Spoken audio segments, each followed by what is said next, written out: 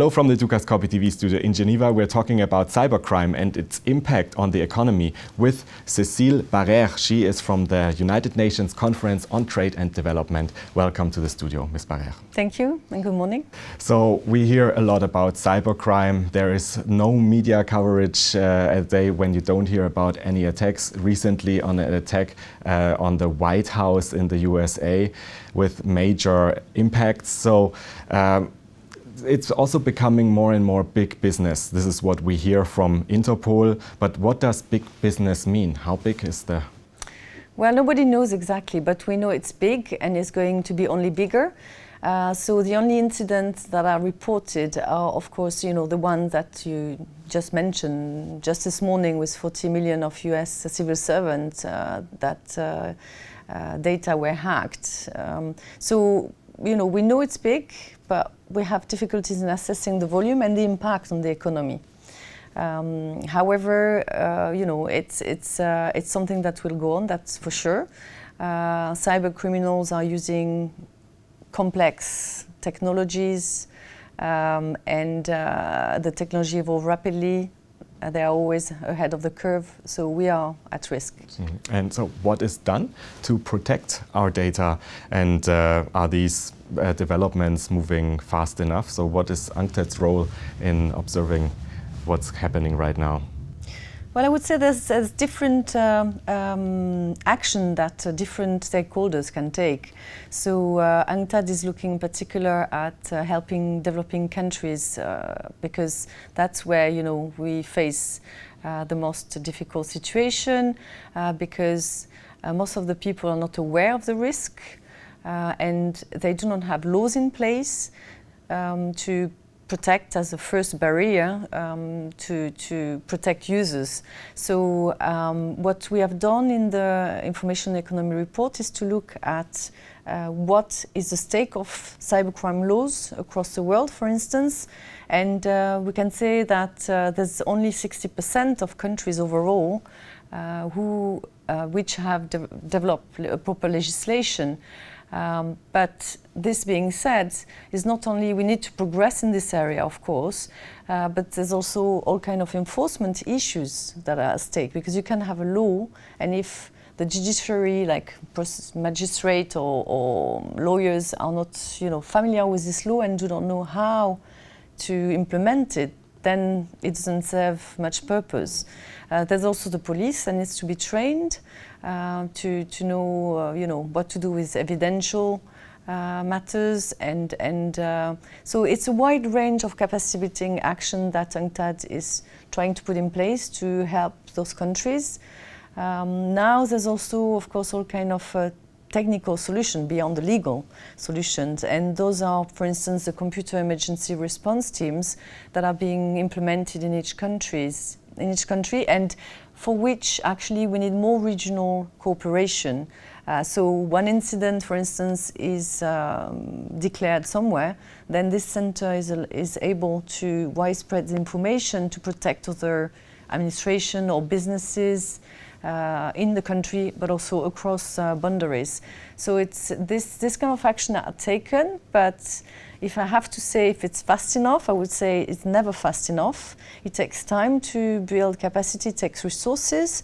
So I think cybercrime being a global phenomenon, we have to address it at the global level, putting more resources to be able to secure a little bit more the environment, although there's not, of course, 100 security guarantee in this picture. We all know that. And so one important part of that is a mapping that UNCTAD has been doing in the Information Economy Report, which has been issued for the first time this year, and you have brought some of the key results. Can we quickly talk about what sort of this first slide is about? So what we see here is that in developed countries, that's where countries have adopted the most legislation because they are aware of the issues, and it's easier for developing countries to adopt legislation in this area. In the world, throughout the world, the region where the least adoption has happened is Asia. And this is also maybe due to the cultural aspect of data protection. You know, it's not that we all have the same concept of data protection. So in Asia, we have noticed that indeed it's not a concept that is probably high, taken by policymakers. You know, so that's where basically the level is the lowest. In Africa as well, although there's a new convention on cybercrime and data protection that was ratified last year, and as you can see that countries in Africa are looking into the adoption of this as a priority. So it's becoming a concern and is being addressed increasingly by those countries. And we have a second slide. This is on the cybercrime laws. So yeah, so in this slide we can see that countries are adopting legislation in this area at a rapid pace. So you have, over the average in most developing regions except Africa. There again, Africa is looking at this issue with a lot of care. But again, it goes back to the point I made about the adoption of legislation. It takes time. You have to make sure the people at the highest level, meaning the Prime Minister office or even higher, that they understand the issues and they put it as a priority in their development policies.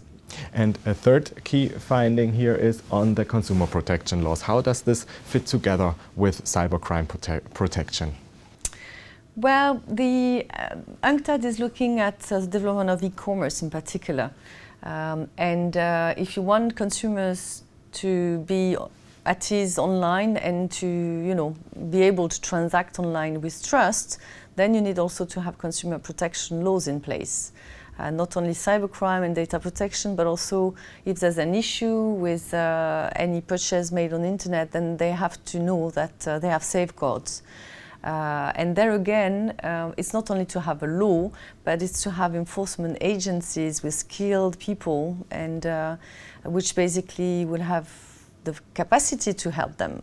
So in most developing countries, you have not yet legislation, as you can see from the graph, and also in addition to that, you don't have enforcement agencies. So for instance, Consumer Protection Agency, they don't exist, or even when they exist, they have very little resources to operate and the lack of skills basically to understand the issues. So in that respect, we need also more cooperation among consumer protection agencies. Like in the other areas, you have to share what the issues are and share also best practices to be able to, to put not an end, but to reduce the risk of having issues, cybercrime or any other issues. And really international cooperation is needed when these organizations, cybercrime organizations, work on an international pace and level.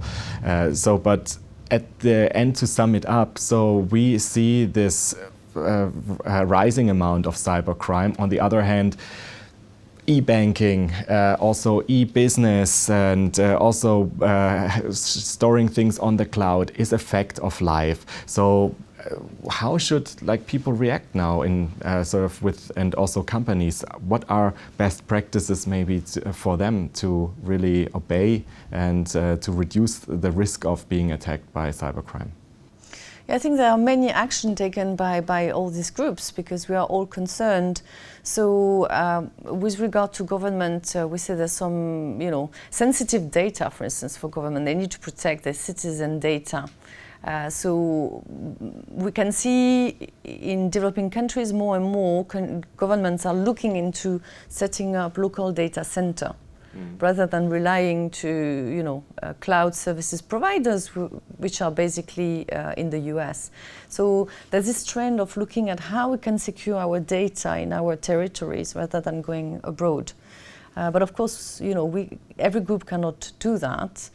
Specific sectors like the financial sectors, for instance, they are implementing, they have code of conducts inside, so you cannot bring USB keys.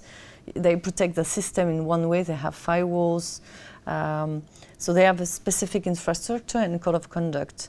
Now, citizens like you and me, you just wait in the balance, the advantage and the risk, and then you say, okay, in developed countries you have safeguards. So even if your credit card details have been hacked, then you know you have possibility to have redress through your bank, or so it's not so much an issue, I would say. But for developing countries, this is an issue. In particular, if you look at the increased use of mobile devices to conduct financial transaction or e-commerce, all kind of online transaction, then it's easier to hack into such device rather than a PC, because they don't have such protection that, firewalls or things like that. So it's really an issue for the future of technology. I'm saying developing countries because indeed they are using a lot of mobile phones. We are now in Europe looking at their innovation. And because we didn't need so much this, we had credit cards to pay, but now we want to go mobile as well. So it's an increased risk for us, that's for sure. And I'm afraid there's no magic recipe. You still have to put legal barriers, create a legal environment that will bring more security, that will bring more penalties for those hackers that we may find. And then you have to improve all the time on technology, probably, look into biotechnologies as well, biometric fingerprints to access to your computer and so on. I mean, the future is going to look like everything will be connected. That's internet of everything, basically. So tomorrow, you can lose your car because somebody has access to the code and likes your car. So we are in an environment that is highly insecure. And to find those ways to secure are increasingly become challenging. So there's no magical recipe again, but we all have as citizens to be conscious of the risk. I think the first step is really know your risk, be able to identify, website that could be fraudulent, that you don't want to engage in. Don't give your details to anyone that you don't trust. So it's not easy, but I think we have to create more awareness. Awareness campaigns, for instance, are a very good practice to inform people, like children or elderly people that are at risk because they're not knowledgeable on the subject. So more campaign, and we could see, for instance, in Uganda, they have campaigns on the radio. They are informing all kind of bodies, by doing, they speak about the danger of internet. Because in Africa, for instance, all the scams, like you have inherited from $1 billion or whatever, thing that we know we can directly put in the trash without opening them, well, some people can believe that in some countries. So you have to educate them, basically. I think that's something we can do. Cecile Barayre, you are Program Manager for E-Commerce and Law Reform at UNCTAD here in Geneva. Thank you very much for being here today. Thank you very much. And thanks for watching. Do make sure to keep clicking back on the Dukascopy TV website for latest updates and exclusive interviews. Have a great day and see you next time.